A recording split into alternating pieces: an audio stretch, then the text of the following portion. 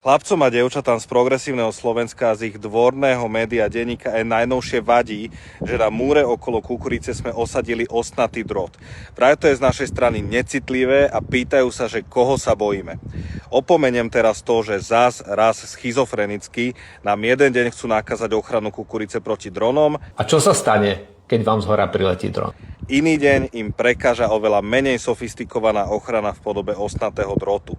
Oni však boli leniví a nedali si ani tú jednoduchú námahu zistiť si, že ako to bolo riešené pred rekonštrukciou budovy, teda aj za vlád Matoviča, Hegera a za taktiež katastrofálnej odorovej skrytej vlády Progresívneho Slovenska.